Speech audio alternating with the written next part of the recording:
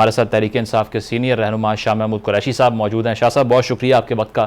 بتائیے گا P D M جو ہے وہ اب بھی ڈاؤٹ کا شکار ہے اور وہ یقین نہیں کر رہے اس اعلان کے اوپر کہ واقعی اسمبلیاں تحلیل ہو جائیں گی, تو کیا اس پر آپ بتا سکتے ہیں کہ کتنی کنفرمیشن ہے اس نیوز میں؟ دیکھیے پہلی بات ہے کہ پی ڈی ایم کنفیوژن کا شکار کیوں ہے, وہ تو خود ہی یہ راستہ بتاتے رہے ہیں. مریم نواز کا بیان ہے, احسن اقبال کا بیان ہے, رانا ثناء اللہ کا بیان ہے, لطیف کھوسہ کا بیان ہے.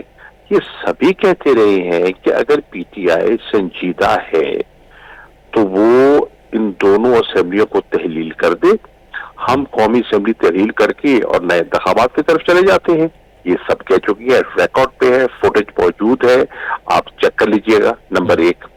نمبر دو, سوال یہ ہے کہ پی ٹی آئی جب اسلام آباد گئی, راول پنڈی گئی لانگ مارچ پہ, تو اس کا کیا ایجنڈا تھا؟ اس کا ایک نکاتی ایجنڈا تھا, فری فیئر فریش الیکشنز.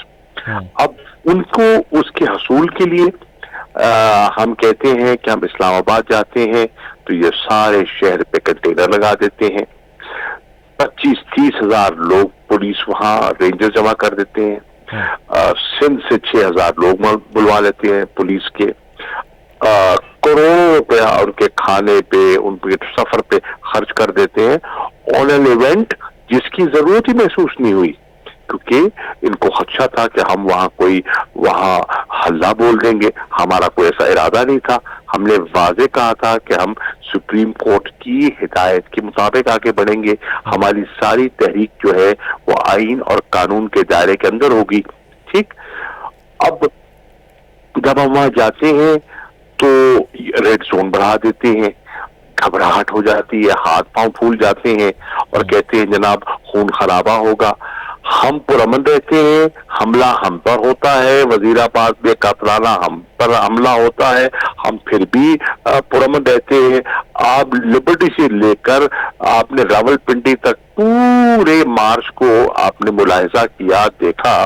کوئی اور بات ہے, کئی چینلز نے باوجود اس کی کوریج نہیں کی, خوف میں مبتلا تھے, لیکن لوگوں نے دیکھا پرامن تھا, کہیں نقص عمل پیدا نہیں ہوا, کہیں توڑ پھوڑ نہیں ہوئی, ٹریفک رواں دواں رہی, بازار کھلے رہے, بچے اسکول جاتے رہے اور ہم اپنا موقف پیش کرتے رہے.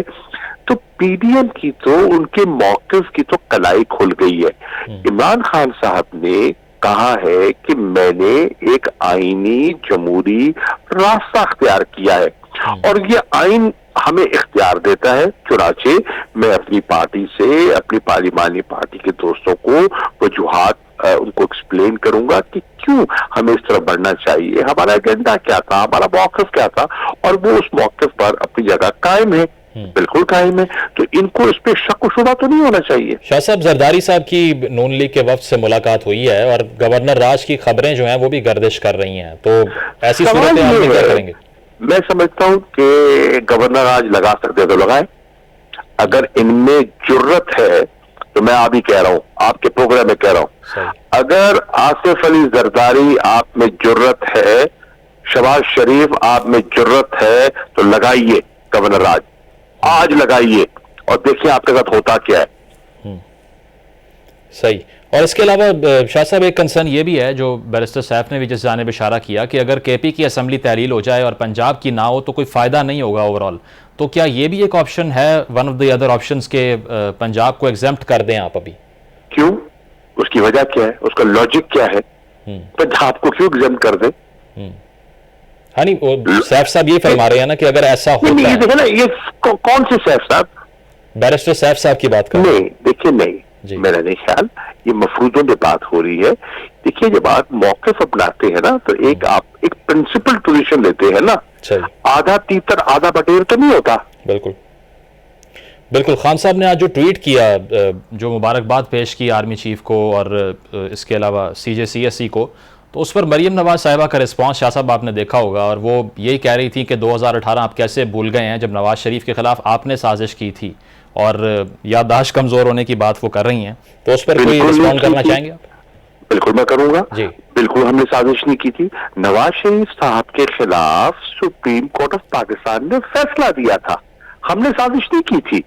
सुप्रीम कोर्ट ऑफ पाकिस्तान ने उनको कन्विक्ट किया, उनको नाअहल करार दिया। उसमें ये कह रही है, क्या वो ये कह रही है कि सुप्रीम कोर्ट ऑफ पाकिस्तान ने साजिश की है? तो ये कंटेम्प्ट ऑफ कोर्ट होगा। हमने तो कोई साजिश नहीं की। पूरी पीएमएल की गवर्नमेंट ने 2013 में इलेक्ट हुई, 2018 में पूरा वक्त 5 साल की मुद्दत पूरी करके नए इंतखाबात की तरफ गए। साजिश कहां हुई? सुप्रीम कोर्ट का फैसला यकीनन हुआ। ठीक है। और शाह साहब, जो जुल्फी बुखारी साहब का आज बयान आया कि तहरीक इंसाफ का अमेरिका से कोई इख्तलाफ नहीं है, एक शख्स से मसला था, उस पर खासी तनकीद हो रही है मीडिया में और कहा यह जा रहा है कि ये यू टर्न है। दरअसल हमने कोई यू टर्न नहीं लिया, वो बहुत तोड़ मोड़ के पेश किया जाता है, उसको एक नया रंग दिया जाता है। हमारा बयानिया, हम अपने बयानिया पर कायम है। हम कह रहे क्या है, प्लीज इसको जरा समझने की कोशिश कीजिए। हम कह रहे हैं किसी मुल्क को बशमूल अमेरिका हमारे अंदरूनी मामलात में मदाखलत की इजाजत नहीं होनी चाहिए। एक खुददार कौम इसकी इजाजत नहीं देगी। हम किसी के आलाकार नहीं बनना चाहते, लेकिन इसका ये मतलब नहीं है कि हमारी किसी के साथ मुस्तकिल जंग है।